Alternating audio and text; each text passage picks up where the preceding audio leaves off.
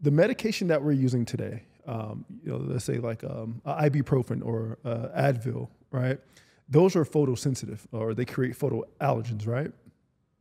You ever heard of those? Yeah. And there's certainly some autoimmunity drugs as well that can photosensitize people. But I, personally think, at least, I'm not going to provide medical advice to anybody because I can't do that. But I would say for myself, I would never want to rely on a drug for something that I could take care of in other ways that are more, I don't want to just like appeal to nature. Like just because it's natural doesn't necessarily mean it's good. But when it comes to fundamental aspects of our biology, like light and dark cycles, like getting your bare feet on the ground and getting those free electrons from the earth, like getting your skin and the sun and being in natural environments and experiencing that biodiversity, like these are just foundational aspects of what it means to be Homo sapiens, what it means to be human, and the fact that we're somehow demonizing that and opting to take synthetic drugs instead that are very unidimensional, and they're acting on like specific pathways at the expense of others and creating this very unbalanced response within the body that tends to lead to side effects and maybe even resistance to the drug itself, and then you need to get on other medications to deal with side effects and resistance, and it's just like this spitball of issues that come around from just not dialing in the basics. And I think there's this assumption within Western medicine that people are unwilling to change the way they're living, and that's why we're peddling these drugs, because we're enabling people to keep living in ways that are not life affirming instead of actually providing them with the information and guidance they need to change their life, to prevent and avoid and remediate the issues that they're experiencing. So I think that's something also that people are coming around to. This podcast is sponsored by Kaptainplantit.com. At Kaptainplantit.com, we have herbal supplements designed to address the most common health issues. Our flagship product is a superfood protein, where it not only has protein, but it has high organic minerals from sources like sea moss, chaga, cordyceps, and lion's mane to actually make you healthy. Go over to Kaptainplantit.com, type in summer24 to get 20% off. Back to the show. I think since COVID, a lot of people have woken up to the major misgivings and issues with our medical model and how, it's essentially not working. There's no proof of work. We're spending more money than any other country on our healthcare system, and we have worse outcomes than any other country in the world. We have, a very high fraction of kids on medical drugs at this point. By the time you're 60, 70 years old, most 60, 70-year-olds are on multiple pharmaceutical drugs. They basically have cradle to grave, your prescriptions, all lined up for you from the moment you're born. And the system's failing us. It's failing us miserably, and I think people are starting to really be receptive to alternative approaches. Mm-hmm. I have a great saying that once you put common and sense back together, most people would be healthier again, right? Because it's literally common sense, and it's things we would do naturally if we didn't have all these devices. But yeah, so let's take it back a little bit. You spoke about going in the sun 1 hour during the day, 1 hour to an hour and a half. What about the beginning of the day, end of the day? Are there different times that has different benefits, or could you explain that to me? Yeah, absolutely. So midday sun, like I mentioned, is about 10% UV light, at least during like this time of year, which is the summertime. Then we have like about 50% red infrared light and 25% blue light. Well, early morning sun around sunrise is somewhere around 80% red and infrared light, so it's really enriched in red and infrared light. It has basically no UV light at that time, at the very early morning hours. And that red and infrared light is really, really important for our mitochondria. It's also important for our hormone health, so it can stimulate the pituitary gland to make pregnenolone, which is this precursor to all of the primary sex hormones.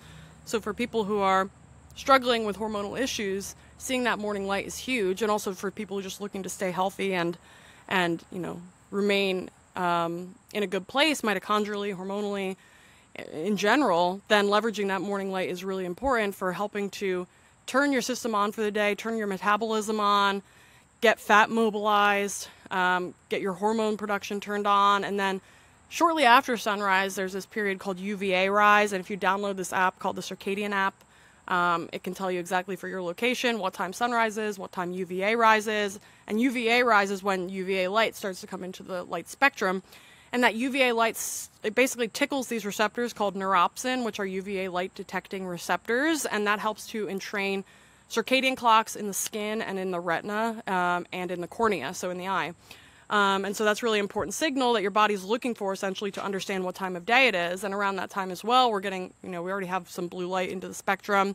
And that blue light is important for anchoring in that circadian rhythm, telling the master clock in your brain called the suprachiasmatic nucleus, or the SCN, what time of day it is. So that morning light is really crucial from a timekeeping mechanism, from a clock's mechanism, to make sure that those clocks are all in time with each other so that everything is synchronized moving forward throughout the rest of the day.